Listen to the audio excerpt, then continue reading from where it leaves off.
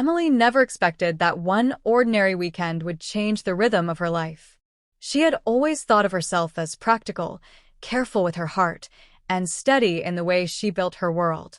Her days were filled with work at the local community center, helping organize charity drives and after-school programs for kids, while her evenings were quiet, spent reading or catching up on small projects at home. She wasn't someone who went searching for surprises, and maybe that was why the weekend Daniel came to stay with her stood out so strongly in her memory. Daniel had been a friend of hers for years, ever since they met through mutual acquaintances at a volunteer event. He was the type of man who carried warmth in his presence, easygoing yet thoughtful, and while their paths didn't cross often, when they did, conversations flowed as if no time had passed. He lived in another city now, busy with his career, and they usually caught up through quick texts or occasional calls. So when he mentioned he'd be coming through town for a short break and asked if he could stay at her place for the weekend, Emily didn't think twice before saying yes. When Friday afternoon arrived, she tidied the guest room, fluffed the pillows, and tried to make her home as welcoming as possible. She wasn't nervous, just quietly anticipating the joy of catching up with a familiar friend. When the knock on her door came, she opened it to see Daniel standing there, carrying a small overnight bag and wearing that familiar smile. His hair was a little shorter than she remembered, and he seemed a touch older, but his eyes carried the same gentle steadiness. "Emily," he greeted warmly. "Daniel, welcome," she replied, stepping aside to let him in.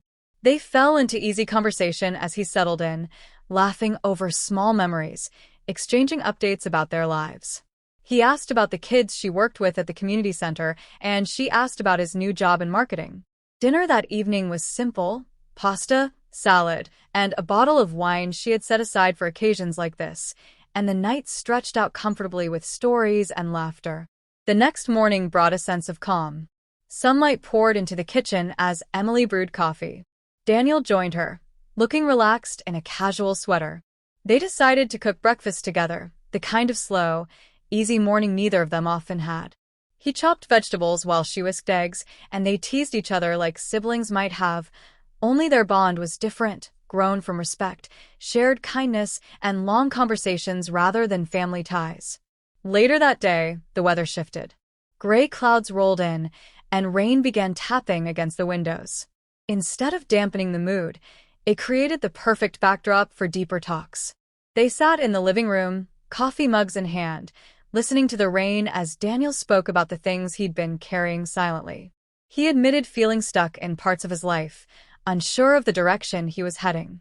He confessed fears about not doing enough, not being enough. Emily listened intently, her heart aching at the vulnerability in his words.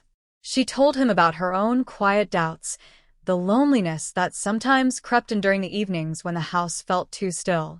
It was in that stillness, as the rain fell and the lamp cast a soft glow around them, that Daniel said something she didn't expect. His voice wasn't loud, but it carried weight.